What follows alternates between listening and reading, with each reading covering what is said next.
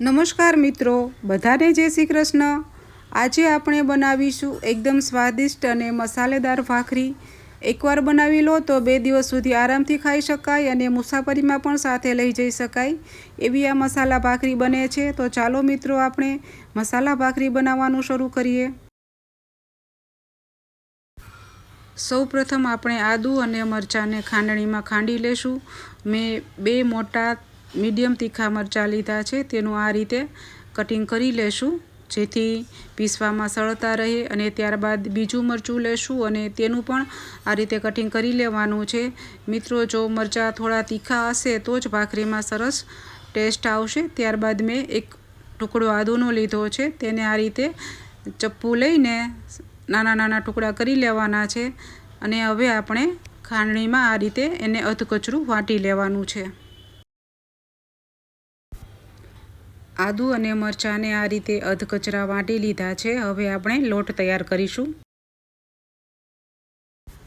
ભાખરીનો લોટ બાંધવા માટે ભાખરીનો થોડો જાડો કરકરો લોટ હોય તેવો લોટ લેવાનો છે। હું 2 વાટકી ભાખરીનો લોટ લઈશ।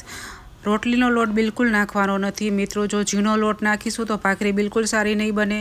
જાડો લોટ હશે તો જ ભાખરી સરસ બનશે। ત્યારબાદ આપણે આદુ અને મરચાંની જે પેસ્ટ વાટીને રાખી હતી એ નાખી દેવાની છે।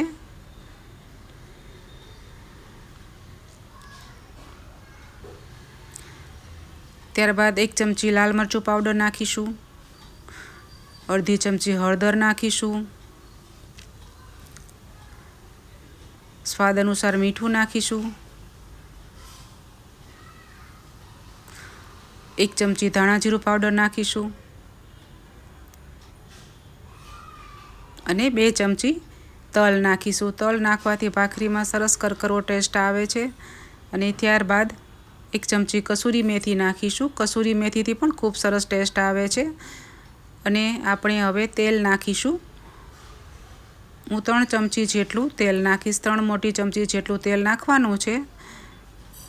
2 વાટકી લોટ લીધો છે, એમાં 3 ચમચી જેટલું આપણે તેલ નાખીશું અને હવે ઉપરથી ફ્રેશ ધાણા નાખીશું।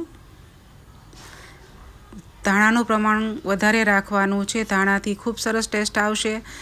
હવે આપણે બધા મસાલાને લોટની સાથે સરસ રીતે મિક્સ કરી લેવાનો છે। જે આપણે મોવણ નાખ્યું છે એ મોવણને પણ લોટની સાથે સરસ રીતે મિક્સ કરી લેશું જેથી સરસ લોટ બનશે। લોટ સારો બંધાશે તો ભાખરી પણ સરસ બનશે। આ રીતે સરસ રીતે આપણે મિક્સ કરી લેવાનું છે અને ત્યારબાદ આપણે પાણી એડ કરીશું। આ રીતે સરસ લોટ બંધાઈ જાય પછી આપણે થોડું પાણી એડ કરવાનું છે। હવે હું થોડું પાણી એડ કરીને લોટ બાંધીશ। એકી સાથે વધારે પાણી લેવાનું નથી, નહીંતર લોટ ઢીલો બની જશે। મિત્રો, આપણે લોટ થોડો કઠણ જ બાંધવાનો છે તો જ ભાખરી સરસ કરકરી અને ખસ્તા બને છે। એટલે આપણે થોડું પાણી લઈને લોટ બાંધતો જવાનો છે। હું ફરીથી થોડું પાણી લઈશ અને ફરીથી લોટને આ રીતે મસળી લઈશ।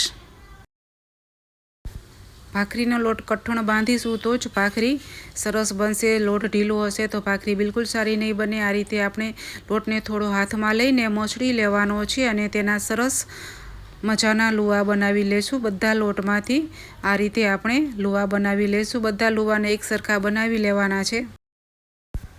હવે આપણે ભાખરીને વણી લેશું। મિત્રો, હું ભાખરી વણું ત્યાં સુધીમાં જો તમને વિડીયો થોડોક પણ ગમ્યો હોય તો વિડીયોને લાઇક, શેર અને સબસ્ક્રાઈબ જરૂર કરી દેજો। આ રીતે આપણે બધી ભાખરીને વણી લેવાની છે। મિત્રો, ભાખરીને થોડીક જાડી જ રાખવાની છે। જો મિત્રો, આટલી થીક રાખવાની છે અને જે ભાખરીની કિનારી ઉપર ક્રેક આવે છે એનાથી ભાખરી એકદમ સરસ ખસ્તા બને છે। આ રીતે આપણે બધી ભાખરીને વણી લેશું। તવો ગરમ કરી ભાખરીને શેકી લેશું। મારી પાસે મોટો તવો છે અને મેં ભાખરી પણ થોડી મોટી વણી છે એટલે 2 ભાખરી આવશે, પણ તમે નાની ભાખરી પણ વણી શકો છો। આ ભાખરી નીચેની સાઈડ થોડી શેકાય પછી આપણે તેને ઉથલાવી લેવાની છે।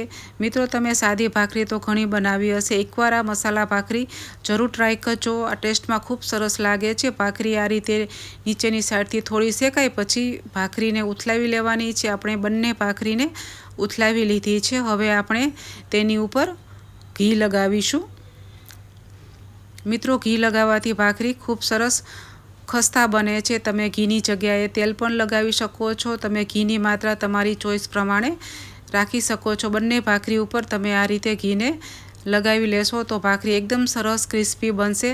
હવે થોડીવાર આપણે આને નીચેની સાઈડથી પણ શેકાવા દેવાની છે। જો મિત્રો તમારી પાસે આ તાવીથો હોય તો તમે તાવીથાની મદદથી થોડું પ્રેસ કરીને શેકાવા દેશું તો નીચેની સાઈડ પણ ભાખરી સરસ શેકાઈને ક્રિસ્પી બનશે।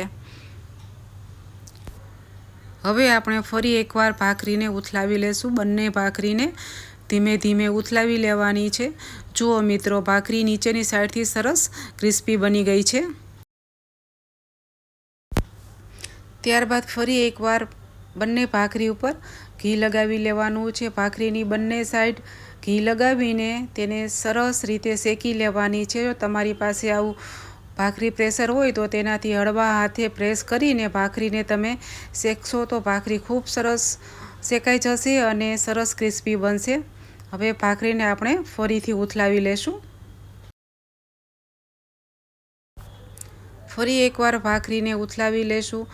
3 થી 4 વખત ભાખરીને ઉથલાવીને તેને પ્રેસ કરીને શેકી લેવાની છે। લો ટુ મીડિયમ ફ્લેમ ઉપર જ ભાખરીને શેકવાની છે તો જ સરસ ક્રિસ્પી બનશે। આ રીતે 3 વખત આપણે ભાખરીને ઉથલાવી છે અને હજી એક વખત ઉથલાવી લેશું।